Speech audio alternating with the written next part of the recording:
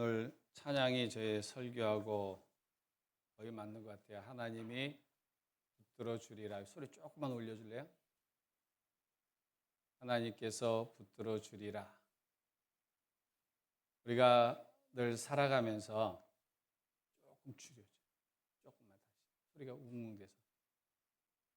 이러한 확신이 있으면 누군가가 나를 잡아주고 있고 그 잡아주신 분은 이 땅에 어느 것도 이길 수 없다 라는 마음을 가지고 살아간다면 우리는 매일매일이 어떤 환경에 빠져 있어도 우리는 좋을 것 같아요. 그렇잖아요? 내가 아무리 힘들어도 나를 잡아주신 분이 든든하면 겁먹을 이유가 없잖아요. 우리에게는 그런 하나님이 계세요. 그래서 이 대한민국도 누가 지켜주고 계실까요? 하나님. 어느 애기 엄마가 이런 말을 했다고 그래요. 나라가 많이 아픈가 봐요. 이런 말이 된다. 나라가 많이 아픈가 봐요. 그러면서 울먹였다는 기사가 있더라고요. 얼마나 그 평범한 사람이 눈으로 봤을 때 나라가 이렇게 힘들까, 얼마나 고통스러울까를 느낀 것 같죠. 지금 우리나라는 많이 아파요. 안 아파도 될 일 가지고 아파요. 아파서는 안 될 일인데 아파요. 요즘 계속 많이 이야기되는 주제가 선관위잖아요. 선관위가 해서는 안 될 일들을 많이 했어요. 그러니까 사람들이 힘들어요. 해서는 안 될 사람, 하면 안 되는 기관에서 해서는 안 될 일을 했기 때문에 사람들은 힘들어하죠. 그런데 저는 선관위의 말이 더 웃겼어요. 선거는 대규모 행사라 충분히 일어날 수 있는 일이었다라고 이해해달라는, 그게 이해가 되실까요? 이해가 안 되죠. 그건 어떠한 상황 속에서 해서는 안 되는, 그 말이 안 되는 그러한 것 때문에. 근데 저는 그렇게 생각했어요. 이게 드러난 것도 하나님의 은혜다.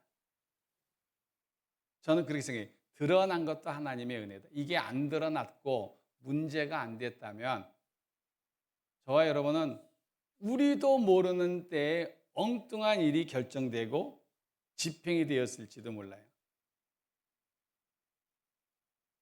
하나님께서 이 나라를 지금 지켜보고 계시고 기도하는 분들이 소리가 있기 때문에 하나님은 이 나라를 계속 도와주신다.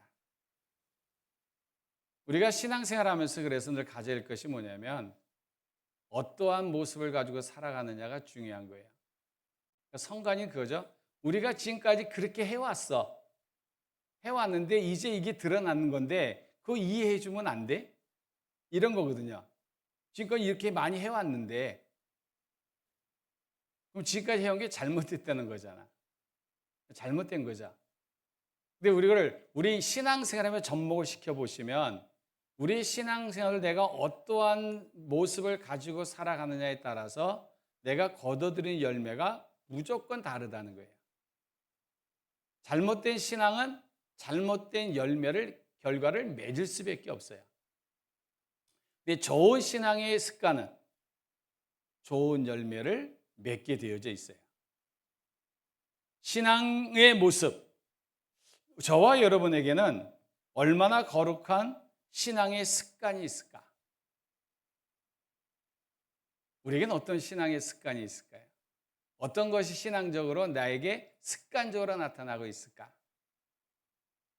오늘 주인공은 다니엘이라는 사람이에요.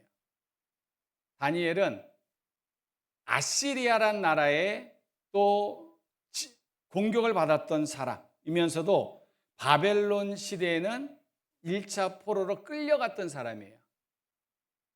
그리고 바벨론 시대가 벨사살 때에 끝나죠. 그리고 나서 나라가 바뀌어요. 페르시아로. 그때 왕이 고레스라는 왕이에요. 하나님께서 고레스의 마음을 감동시켜서 고레스가 관용의 원칙을 세워가지고 포로로 끌려간 사람들을 고국으로 돌아가게 허락을 해요. 그리고 혹시 안 가는 사람이 있으면 헌금도 하게 만들어요. 그리고 결국 이게 디아스포라라는 건데, 여기에 남아있는 사람들이 예루살렘에 가서 나중에는 그곳의 경제를 활성화시킬 수 있도록 허락을 해요. 근데 고레스 왕이 죽고 캄비세스라는 왕이 세웠다가 그 다음에 후손이 없어서 다리오라는 왕이 쓰게 되어져요.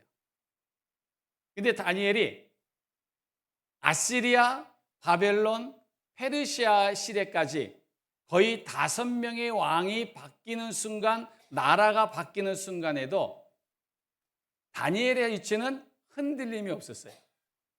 여전히 바벨론 때도 그랬고 페르시아 때에도 다니엘의 위치는 견고했고 흔들림이 없었어요. 항상 높은 위치에 있었어요. 나라가 바뀌면, 왕이 바뀌면 전에 나라에 충성했던 사람은 숙청의 대상이고, 왕이 바뀌어도 그럴 수 있는데 다니엘은 전혀 그런 영향을 받지 않아요. 다니엘만이 다른 나라에서 포로로 끌려온 자가 아니었어요. 바벨론은 각국에 자기들이 점령한 곳에서 똑똑한, 그리고 엘리트들만 뽑아서 1차에 포로로 끌어왔기 때문에 바벨론에는 똑똑한 아이들이 너무나 많았어요. 근데 왜 유독 다니엘만 형통한 삶을 살 수 있었을까? 다니엘에게는 남들이 갖고 있지 못한 거룩한 신앙의 습관이 있었어요. 수많은 사람이 모여 있지만 유독 다니엘에게만 보이는 그런 신앙의 습관. 저와 여러분이 신앙생활을 하는 것 중요하지만 어떠한 신앙의 습관을 가지고 하느냐는 더 중요한 거예요. 내가 하나님을 믿지만, 하나님을 내가 의지한다고 하지만 나에게 과연 어떠한 신앙적인 습관이 있을까? 다니엘이 우리가 생각하는 쉽지만은 않은 습관을 3가지를 가지고 있어요. 오늘 이 말씀이 6장 10절에 나와 있는 거예요.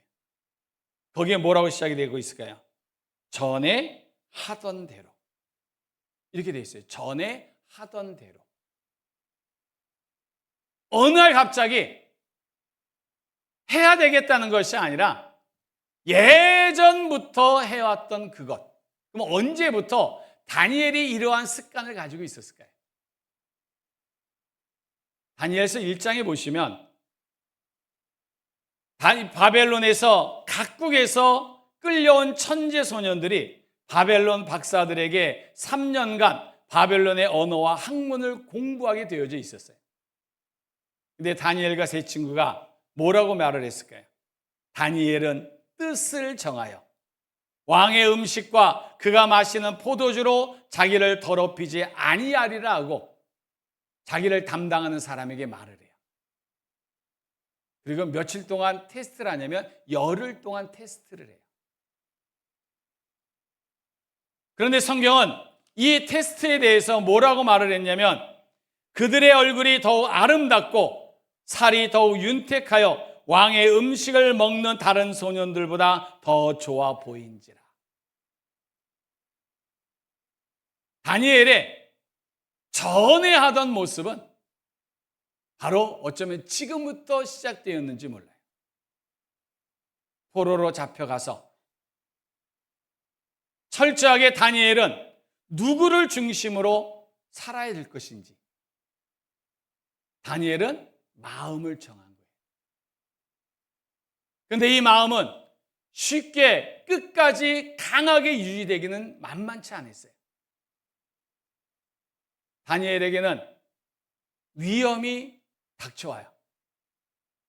느부갓네살이 꿈을 꾸잖아요. 근데 그 꿈 내용을 몰라요. 꿈을 해몽하지 않으면 전부 다 죽인다고 했을 때 그 꿈 해몽해 준 게 누굴까요? 다니엘이었어요. 누구도 왕이 자기가 꿈을 다른 사람이 어떻게 알겠어요? 근데 꿈을 해몽해 줘요. 그게 큰 신상의 꿈이었어요. 사진 한번 보여줄래요? 다니엘이 이렇게 꿈을 해몽해 줘요. 그러고 나서 이 일로 인해서 나타난 것이 뭐냐면 다니엘의 세 친구가 풀무불 속에 들어가는 일이 발생을 해요. 또 한 번 꿈을 느부갓네살이 꾸죠. 큰 나무에 대한 꿈을 꿔요. 근데 이거를 직접 다니엘이 말을, 느부갓네살이 다니엘에게 말해, 다니엘이 이걸 풀어줘요. 다니엘은 자신의 삶 속에 일어나는 모든 일의 하나하나를 볼 때마다 누가 위대함을 경험하게 되어지냐면 하나님은 위대하십니다. 자신이 삶 속에서 뜻을 정해서 자기가 어떻게 살아가야 될 것인가를 신앙인으로서 원칙을 정해놨는데 그 이 원칙이 흔들리지 않았던 것은 자신의 삶 속에서 일하시는 하나님을 경험하게 되어져요. 벨사살이 연회를 열었어요. 마지막에 뭐가 나타났을까요? 벽에 손가락이 나타나서 글을 써요. 메네메네 데겔 우바르신. 얼마나 놀랐을까? 이거를 다니엘이 해석해줘요. 당신의 시대는 끝났습니다. 벨사살이 그날 저녁에 죽어요. 그리고 바벨론 시대가 마감이 되어져요. 다니엘은 자신의 삶 속에서 일어난 수많은 일들을 통해서 자신이 누구를 절대적으로 신뢰하며 살아가야 될 것인가를 경험하게 되어져요. 그게 누구라고요? 하나님이었다. 오늘 본문에 다리오라는 왕이 등장을 해요. 나라가 바뀌고 왕이 바뀌었어요. 그런데 이때도 성경에 보면 다리오라는 사람이 잔치를 베풀어요. 그리고 다니엘을 총리 셋을 세웠는데 그 중에 우두머리를 다니엘로 세웠더니 사람들이 다니엘을 시기하게 되어져요. 그때 다니엘에게 이러한 소리가 들려오는 거예요.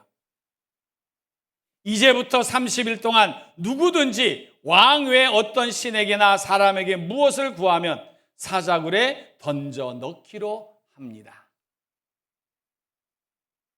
그런데 다니엘은 늘 전에 하던 그 신앙의 모습을 가지고 있었기 때문에 이 어명을 받고도 다니엘은 고민하지 않아요. 사자굴에 던져지는 다니엘의 모습은 어떠한 모습이 그려졌을까요? 굶주린 사자들이 다니엘이 만일에 던져지게 되어지면 발이 땅에 닿기도 전에 다니엘의 형체는 사라지고 말할 거예요. 어쩌면 다니엘은 그것을 많이 봤을지도 몰라요. 그래서 다 사자굴에 던져진다는 것이 얼마나 위험하고 얼마나 사람에게 두려움을 주는 것인가를 알고 있었어요. 그런데 어떤 것도 다니엘의 신앙적인 습관을 막지를 못했어요. 다니엘은 자신의 삶을 통해서 분명히 하나를 알았어요. 하나님은 위대하시다는 것. 하나님은 살아계시다는 것. 하나님은 여지껏 나와 함께 하셨기에 내가 사자굴에 들어간다 해도 하나님은 거기에 계실 줄로 믿었던 게 다니엘이에요. 그래서 다니엘이 무엇을 할까요? 그거 다 알고도 다니엘이 보여준 모습이 6장 10절인 거예요. 모르고 자기가 인지하지 못하고 행동했던 것이 아니라 다 알았어요. 자신이 말을 어기면 바벨론 시대 때에는 풀무불설에 들어가기도 했고 이 페르시아 시대에는 사자굴에 들어간다는 것을 다니엘은 다 알고 있었어요. 그러나 그 많은 것들, 많은 일들 속에서도 다니엘의 거룩한 습관을 막지 못했어요. 저와 여러분이 가져야 될 어떠한 시대든 어떤 환경 속에서도 우리가 가져야 될 거룩한 습관은 반드시 있으셔야 된다는 거예요. 우리가 가져야 될 거룩한 습관이 뭘까요? 성경이 이렇게 말하죠. 왕의 도장이 찍힌 것을 알고도 자기 집에 돌아가서는 윗방에 올라가 예루살렘으로 향한 창문을 열었다고 말해요. 예루살렘은 유대인들에게는 하나님이 계신 곳이에요. 비록 자신의 육신은 바벨론에 와 있지만 늘 마음은, 다니엘은 성경에 뭐라고 하느냐면 나는 늘 마음은 하나님을 향해서 있습니다. 내 눈에 보이고 내 귀에 들리는 대로 내가 움직이는 것이 아니라 여전히 나에게 모든 일의 능력을 행하셨던 그 하나님에게 내 마음은 가 있습니다. 바벨론이 무너지는 걸 보면서 다니엘은 무슨 생각을 했을까요? 제국은 영원한 것이 아니다. 누가 영원하다? 하나님만이 영원하다. 다니엘은 자신의 친구들이 풀무불 속에서 살아나는 것, 바벨론이 무너지는 것을 통해서 보는 것이 뭐냐면 오직 하나님만이 영원합니다. 바벨론은 70년으로 끝나게 돼 있었어요. 예레미야가 눈물로 포로로 끌려간 사람들에게 편지를 계속 보내요. 그 편지 내용이 뭐였을까요? 예루살렘은 70년 만에 회복될 것이다. 이거를 알았어요. 그 편지를 읽었어요. 하나님께서 분명한 건 영원하시는데 예루살렘을 향해서 70년을 정해놓고 이제 회복시켜 줄 거라는 사실도 알았기에 다니엘은 어떤 악조건 속에서도 하루에 3번씩 바라본 대상은 하나님이었어요. 거룩한 신앙의 습관은 하나님을 바라보는 데서부터 시작이 되어지는 거예요. 사람을 보며 세상을 보는 것이 아니라 동남풍이 불어도 서북풍이 불어도 우리의 시선은 하나님인 거예요. 이게 우리 저와 여러분의 거룩한 습관이 되셔야 되는 거예요. 하늘을 봅시다 라고 말할 줄 아는 저와 여러분이 되어지셔야 우리에게도 하나님의 선한 역사는 나타나게 될 줄로 믿으시기를 주의 이름으로 축복합니다. 우리 바라볼 대상은 하나님이셔야 되는 거예요. 저도 보지 마세요. 하나님 보셔야 돼요. 하나님만이 일하십니다. 또 하나는 다니엘의 두 번째 거룩한 습관은 뭐였을까요? 전에 하던 대로 하루에 3번씩 무릎을 꿇고 하나님께 기도했다고 말해요. 중보기도를 부탁한 것도 아니잖아요. 다니엘은 진짜 기도해야 될 순간에 다니엘은 기도를 해요. 지금 다니엘이 하는 행위를 주변의 정적들은 다 보고 있는 거예요. 성경은 뭐라고 말을 하고 있냐면 이렇게 기록을 하잖아요. 그가 충성되어 아무 그릇됨도 없고 아무 허물도 없음이었더라. 그런데 어떻게든 흠집을 내기 위해서 다니엘이 무엇을 하는지를 찾아보고 전에 하던 모습을 보니 기도하는 거예요. 그거를 보면서 왕 외에 누구에게든지 구하는 자는 사자굴에 던지겠습니다. 이것까지도 알아요. 그래도 다니엘은 어떠한 소리에도 굴복하지 않아요. 에스더와 같이 나는 죽으면 죽으리라 라는 심령으로 기도를 하는 거예요.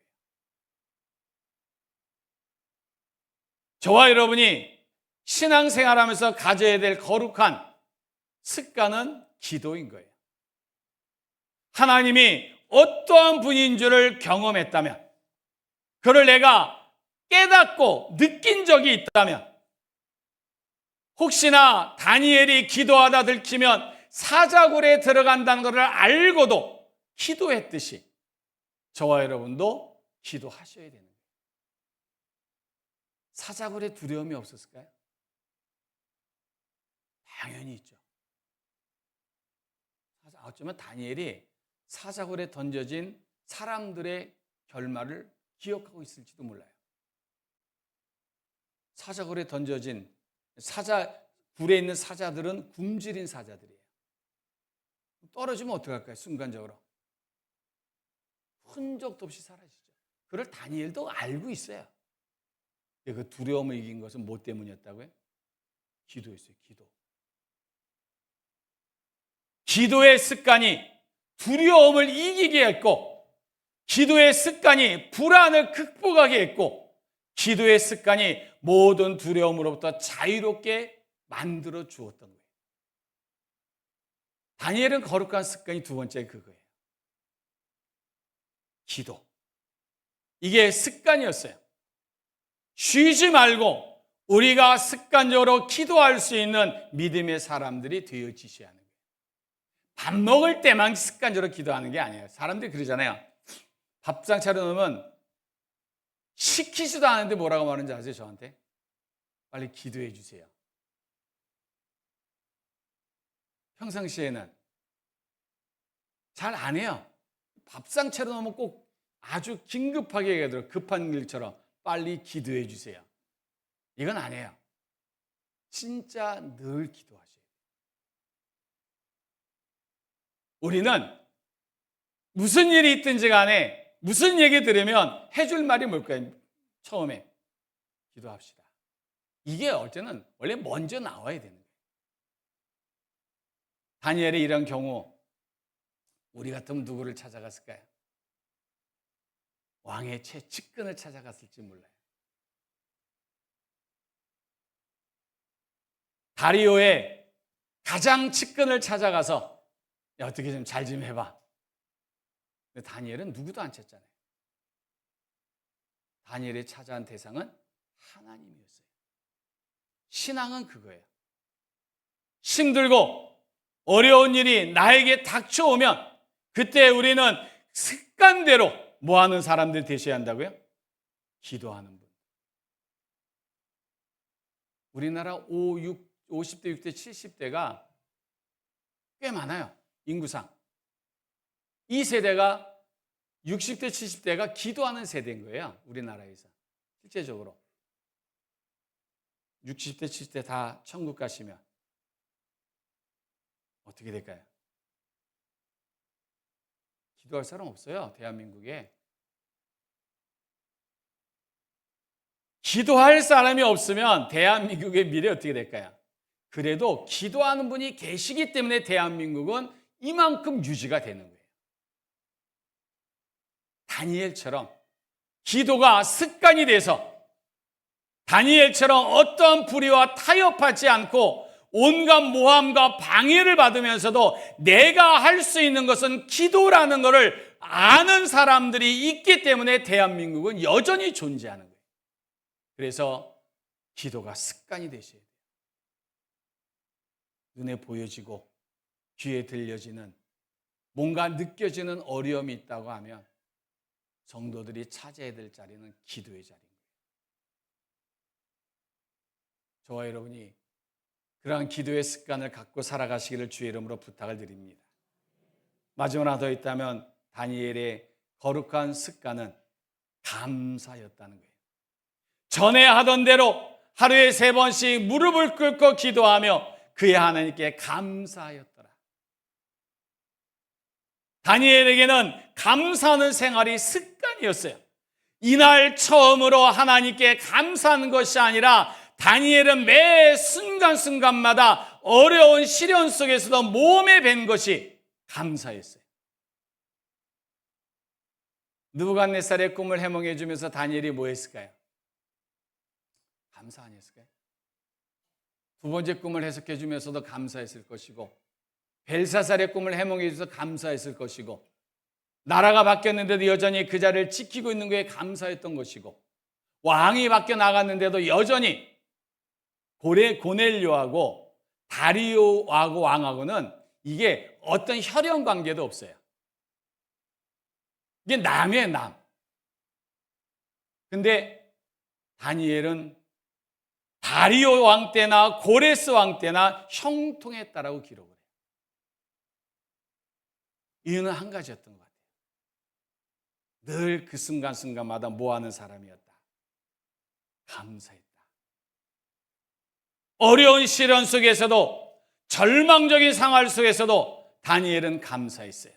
그랬더니 사자굴에 던져졌을 때에도 하나님은 감사의 조건을 만들어 주셨던 거예요. 사자 입을 어떻게 하셨다고요? 봉해버리셨어요. 진정한 신앙은 어떠한 상황 속에서도 창조주 하나님을 믿고 감사하는 습관이 저와 여러분에게 있어야만 된다는 사실이에요. 근데 저와 여러분의 일반적인 습관은 어떤 걸까요? 예레미야 선지자가 이렇게 평가를 해요. 네가 평안할 때 내가 네게 말하였으나 네 말이 나는 듣지 아니하리라 하였나니 네가 어려서부터 내 목소리를 청종하지 아니함이 뭐다? 네 습관이다 하고 남쪽 유다의 사람들을 평가를 해요. 말 안 듣는 게 너희들의 뭐다? 습관이다. 말 안 듣는 게 지금 우리들의 습관일까 아닐까요? 습관이잖아요. 제가 이제 목사니까 목사들 얘기해도 별로 흠이 안 되는데 제일 다루기 힘든 게 누군지 아세요? 말 진짜 안 듣는 사람들이? 목사들이에요, 목사들. 진짜 말 잘 안 들어요. 모임이 가서 얘기하다 보면 야, 진짜 고집 세다. 말 지질이 안 듣는 게 목사들이에요. 뭐 저도 그러니까 네가 뭔데. 근데 우리 다 말 안 들어요, 신체적으로. 진짜 하나님이 뭐라고 말하면 우리는 변명거리가 더 많아요. 다니엘은 사자굴에 들어갈 때도 어떠한 말하지 않아요. 그죠? 하나님께서 감사, 지금까지 도와주신 것에 대한 감사만 했을 뿐이에요. 사자굴에 들어갔을 때 하나님은 감사거리를 만들어 주셨어요. 저 여러분이 지금 할 일이 있다면 뭐를 해야 될까요? 세속적인 습관을 버리고 거룩한 습관으로 내 자신을 변화시킬 수 있는 처절한 싸움, 그러한 간절함이 저와 여러분에게 있어야 되는 거예요. 거룩한 믿음의 습관을 갖기 위해서 우리는 한번 몸부림을 치셔야 되는 거예요. 진짜 몸부림을. 내가 하나님을 바라보는 그 어떠한 환경 속에서 하나님을 바라보고 내가 어떠한 환경 속에서도 내가 기도할 수 있는 몸부림, 그리고 감사할 수 있는 그러한 입술을 갖기 위해서 저와 여러분은 몸부림을 칠 필요가 있다라는 거예요. 다니엘의 환경은 좋은 환경이 아니에요, 절대로. 다니엘의 환경은 최악이에요, 지금. 다니엘을 둘러싼 환경은 절망이었어요. 그렇다고 다니엘은 본래 야망을 가지고 바벨론 삶을 출발했던 것도 아니었어요. 최악의 억지로 끌려서 바벨론까지 왔지만 다니엘이 한결같이 나라가 바뀌고 나라가 왕이 바뀌어도 끝까지 변하지 않았던 것은 거룩한 신앙의 습관이었던 거예요. 하나님을 바라보는 것, 기도하는 것, 감사하는 것. 이게 저와 여러분의 습관이 되어지면 험한 세상 속에서도 하나님의 위대한 역사를 이루어가는 주의 백성이 되어질 수 있음을 확신하셔야 되는 거죠. 위대한 일은 지금부터 시작하셔야 돼요. 핑계대지 말고 변명도 하지 말고 질질 끌지도 마시고 나는 지금부터 하겠습니다. 하나님이 하시면 하셔야죠. 이래저래 말하지 마시고 하나님이 말씀하시니까 우리는 하는 거예요. 그러면 하나님은 그러한 시작을 위대하게 만들어주시고 축복된 길로 이끌어 줄 줄로 믿으시기를 부탁을 드립니다. 다니엘은 이 습관이 승리를 만들어 줬던 거예요. 이러한 승리자가 되시기를 주의 이름으로 간절히 축복합니다.